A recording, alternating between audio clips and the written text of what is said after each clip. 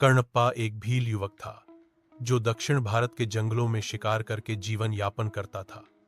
वह न तो शास्त्रों को जानता था, न पूजा की विधियों से परिचित था, लेकिन उसके हृदय में ईश्वर के लिए निष्कलंक प्रेम और श्रद्धा थी। एक दिन शिकार के दौरान उसने एक टीले पर स्थित शिवलिंग देखा। पहली ही बार में वह उस शिवलिंग से गहराई से जुड़ गया। उसके भीतर शिव के लिए असीम भक्ति उत्पन्न हुई। कर्णप्पा प्रतिदिन उस शिवलिंग के पास जाने लगा।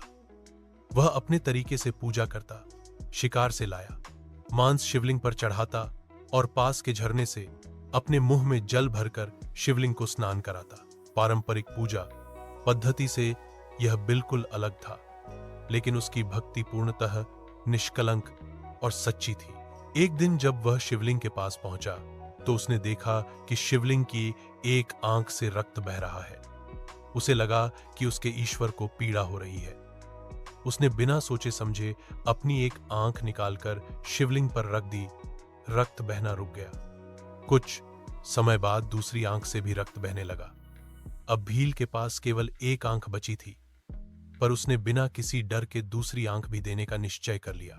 इस बार उसने अपने पैर का अंगूठा शिवलिंग पर उस स्थान पर रखा ताकि उसे यह ज्ञात रहे कि आंख कहां रखनी है।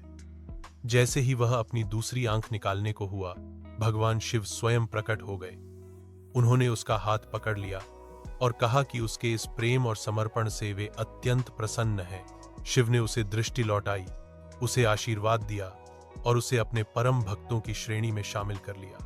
कर्णप्पा को तमिल नयनार संतों में स्थान मिला, जो भगवान शिव के 63 महान भक्तों की सूची है।